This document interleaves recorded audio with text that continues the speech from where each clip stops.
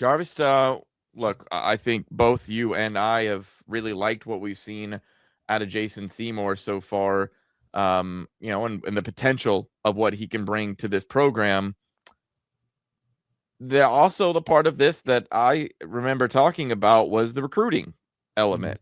Yeah. And with right now the recruiting element being the transfer portal, you take a look at former players of Jason Seymour and anybody who might want to make that transition from smaller school, make that jump to a bigger program as coming from Southern Miss and potentially was going to go to Memphis and now ends up at Georgia Tech.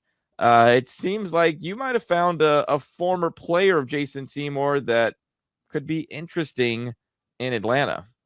Yeah, man. When you look at linebacker Chris Jones, 6 feet, 230 pounds.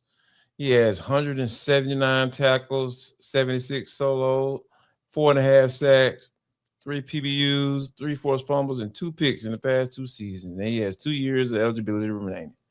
Mm-hmm. Oh my goodness.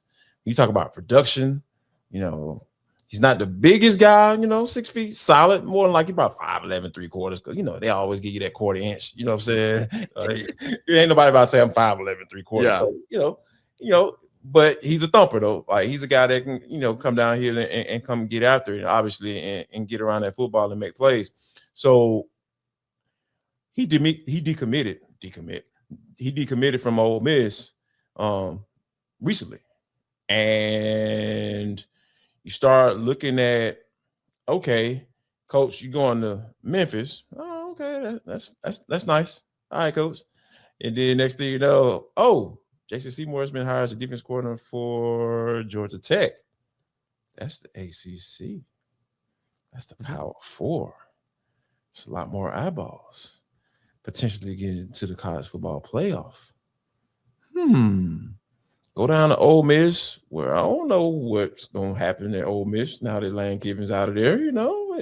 Yeah. I know they won a playoff game, you know what I'm saying, but it's still a little shaky. I don't know what's going to go down there, but I know I can flourish in my old coach system. I know that I can be the leader of the defense and be kind of like the coach on the field and help guys, transition into what we got going on. I know I can play there. That's for sure. Um, so yeah, man, when you think about, and that's the thing about bringing guys in, like not only do you have to be able to coach, but you got to have some relationships, man, some package deals, because that's just how it works. You see what Buster did. Buster doggone raid this Literally. doggone roster. He took everybody and their mama down there. Who all want to come down here and ride the bench? Sorry. My apologies. I'm being petty, Caleb. You're I'm not sorry. lying. Yeah, I You're not mean, lying though. just saying. But yeah.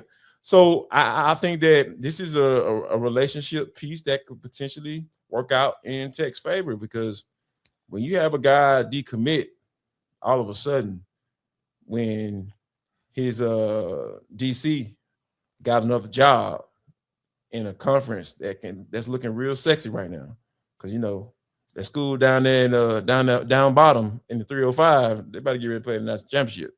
So more eyeballs, more scouts.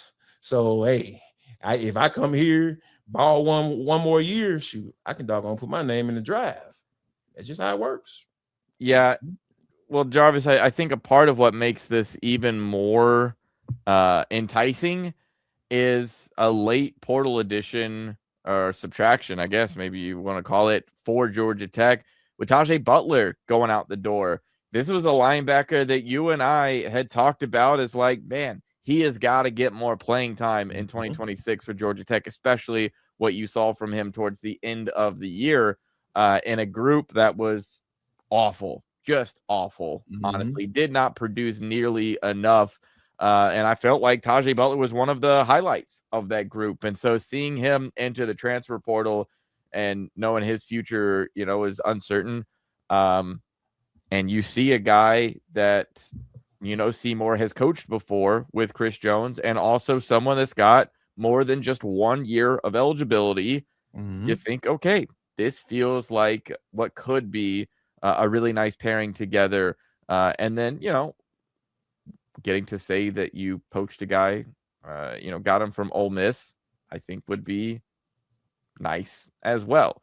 So just it's one of those, the stats are definitely there. You mentioned the size, not being jump off the page or anything like that, but it's kind of twitchy and how you use your size is, kind of what's obviously important when it comes to the football field. So it's going to be interesting to see what Georgia Tech is able to do specifically in that linebacker group, but then just across the board through the transfer portal, as we've been mentioning, just a couple of days, just 3 days left to go until this thing is all wrapped up and the roster will be set. And then the discussions, Jarvis, begin of, okay, who's starting over who and what is this all going to look like, and expectations all are going to get really kind of more solidified once this transfer portal closes. But that's going to do it for this episode of Locked on Georgia Tech.